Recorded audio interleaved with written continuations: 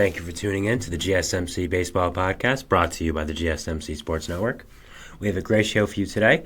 First, we'll be covering a trade deadline preview, just talking about players that could be moved and where they could be moved and why. Next, we'll be talking about some Rookie of the Year candidates from every team and what's going to happen with that. And finally, just going around the league for some news in general. So now, before we do that, I would like to ask you to please like and follow the show. We get a number of questions from viewers during the show, so to ensure that your question gets read on the air, please do use the link you see on the screen there, streamelements.com/GSMC Sports Network./tip. It really does help the show, and it really does mean a lot, so thank you so much for that. All right, let's get into our first segment here today, which is talking about the trade deadline.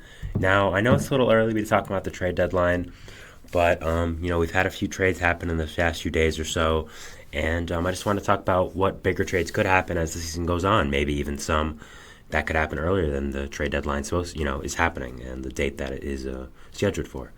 Before we start that, I just want to say that Shohei Ohtani just had his Dodgers debut in spring training and struck out from Garrett Crochet of the White Sox. So, that's the start to Ohtani's presumably illustrious career with the Dodgers. Just want to get that out there because we'll probably talk more about it later.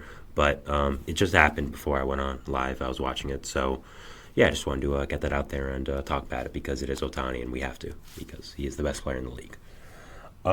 So first, let's go over the trade deadline preview. These are a few players I think are possible to be traded. I wouldn't necessarily say likely, but I think if everything falls the wrong way for this team, because you don't ever want to be traded, I think they are probable trade candidates. They've also been guys that have been mentioned for a little while, so I think it makes sense in that way as well. So these are guys I think have a good chance of getting traded at the trade deadline if things happen.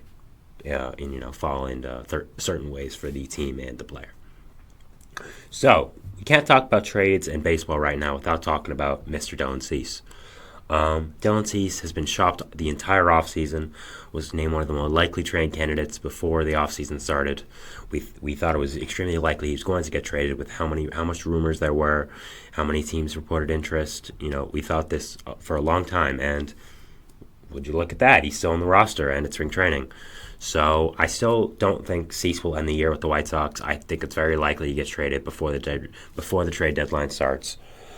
Before the trade deadline ends, I should say.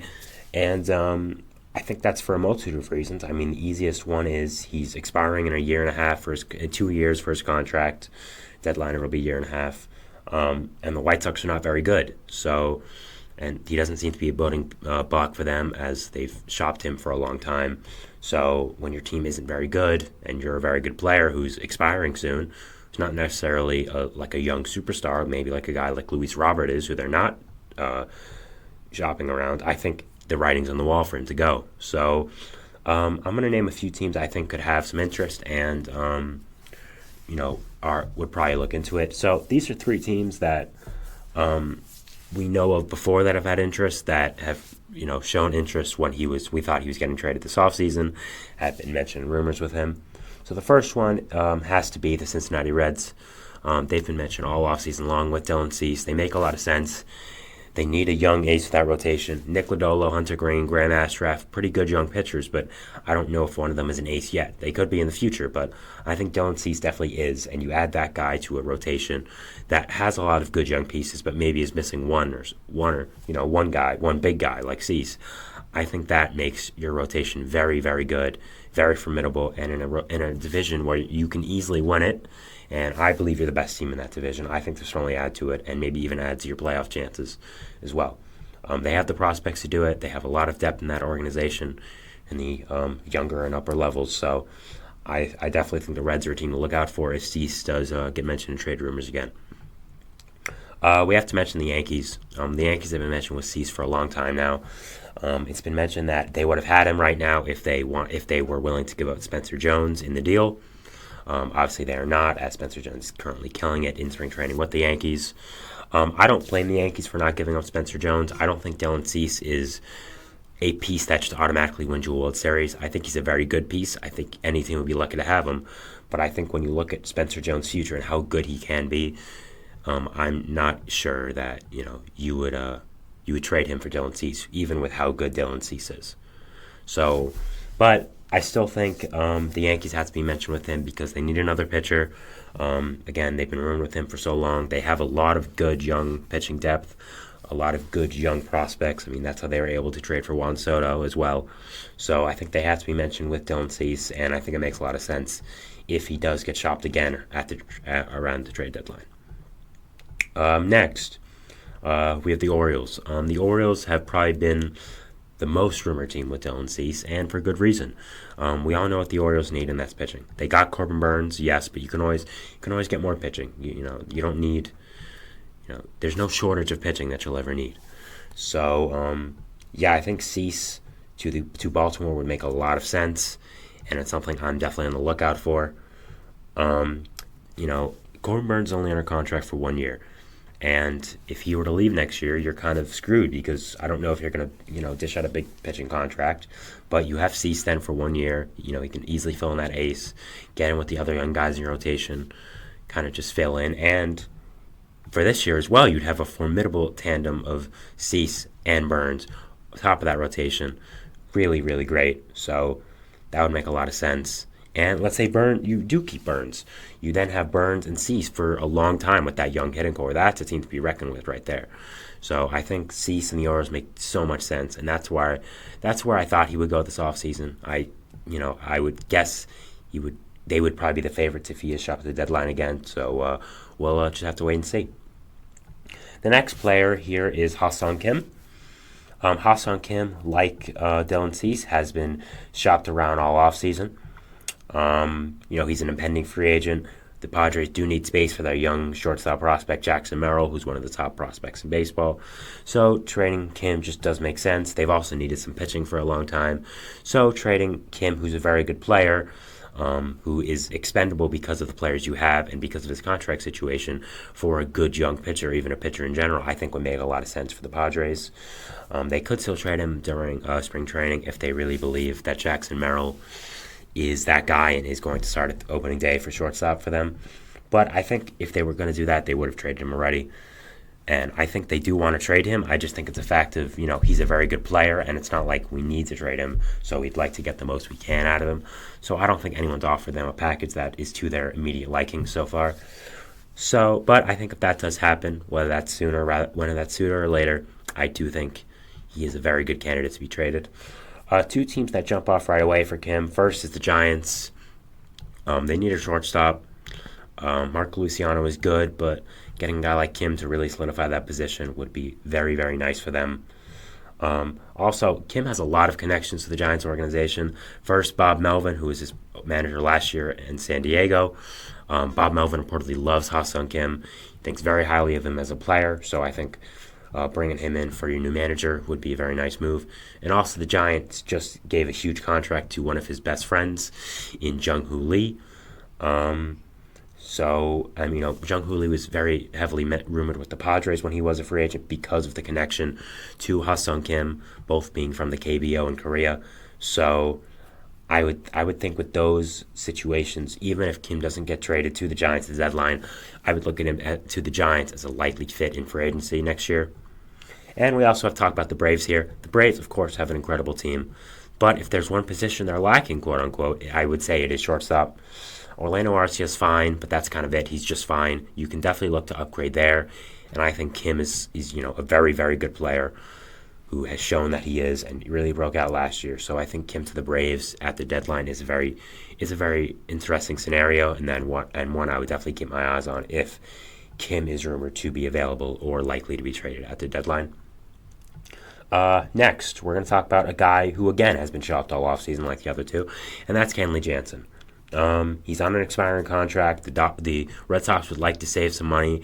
If there's one strength the Red Sox do have, it is their bullpen. They have a lot of good pieces in that pen, so I think Jansen becomes flexible there. He does have a little bit of an injury, so I think that kind of takes away his market for now. But if he's all good at the deadline, I don't see any reason why he shouldn't be traded.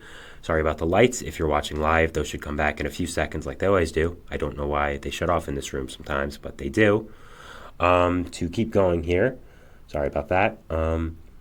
First, I think the Phillies, they make a lot of sense for a team to look for in Jansen. Sorry, we're going to be tiny break here because I don't know what's going on with the lights. Just sorry. And we're back. As soon as I take the be right back sign, the lights come back on. So that's nice. To go on with that, sorry. Again, that happens in this room a good amount. I don't know why. It's weird. Anyways. So yeah, the Phillies and Kenley Jansen, they make a lot of sense. The Phillies need another back end of the bullpen arm. They let Craig Kimbrell grow. They have a lot of good middle of the relief guys, but I don't know if you have a proven closer guy like Kenley Jansen. So I think he makes a lot of sense in that role to go to the Phillies. The Dodgers, another team that could use another back end of the bullpen guy. Also a fun storyline of bringing Jansen back to LA, where he, of course, had his career starting out. So I think that makes a lot of sense as well. So I'd look at those two teams as kind of immediate fits for Jansen. But at the same time, teams always need bullpen help. So if he is shot at the deadline, which I assume he will be, I think really any team can look to get him. Any team that needs bullpen help. So, yeah, I mean, the market is kind of wide open for Jansen and the Red Sox. Next, we have to talk about Willy Adames. He's on an expiring contract. He's on a Brewers team that we don't really know if they're going to be rebuilding, retooling, or be really good. If he is not good, I think they could look to trade him because they do have a good amount of young infielders. He is on an expiring contract. I'm not sure how likely it is they resign him to a deal. For teams that are possibilities, I would look at the same teams that I mentioned with Ha-Seong Kim, the Giants, the Braves. Really another team if they have a injury shortstop. I mean, one of the most famous examples is the Dodgers. Corey Seager hurt before the trade deadline, and then they made a blockbuster trade for Manny Machado. So, yeah, I think any team that needs an infielder at the deadline could look for Adames. So I think his market's pretty wide open. I'm not going to just kind of box it in with just a few teams. So Shane Bieber next.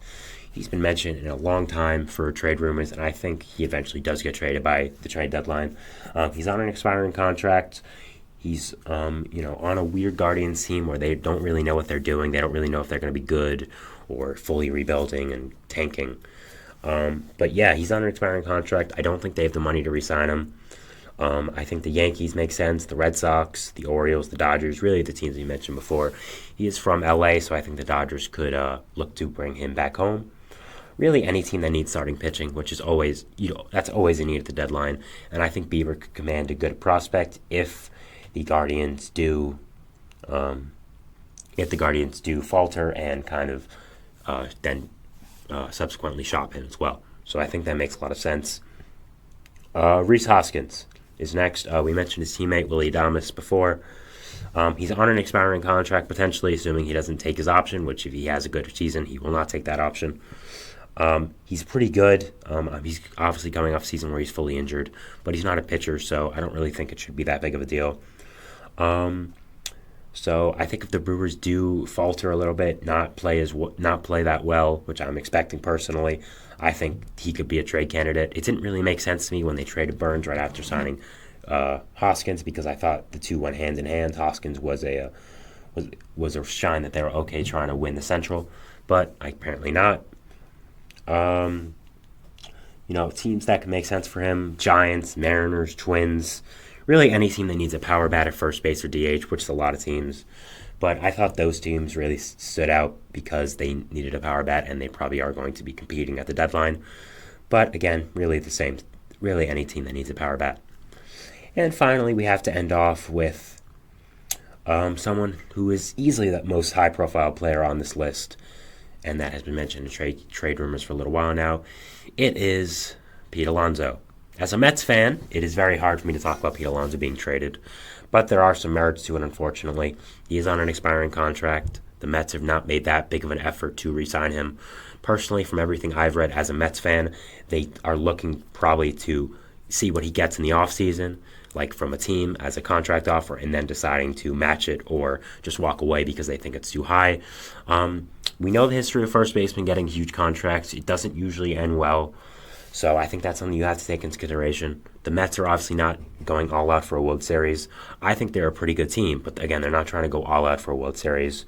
So if they are bad a little bit, I think it does make sense for them to look at moving him. I would not want that because, again, I am very connected to Pete Alonso. I'm a Mets fan. But baseball is a business, and I trust in David Stearns, and I think the Mets are pretty smart organization right now, and if they do trade him, I just hope we get something good back. The same teams as Hoskins, really, for Pete Alonso. Again, any team that needs a power bat just makes sense for him. So, yeah, I mean, that's kind of it. Just those same teams as Hoskins, and I don't think his market really is put into a box at all. I think there's a lot of teams that could show interest, and that make a lot of sense for him. So, that is the end of our first segment here. Sorry about the little technical difficulty before with the lights. That happens like once every 2 weeks. I don't know why. We're going to go to our second segment here, which is going to be about Rookie of the Year previews for each American League team. One Rookie of the Year candidate for each team, I believe. So, yeah, we're going to talk about that. But first, we'll go to a break. So, we'll see you after that. So, thanks.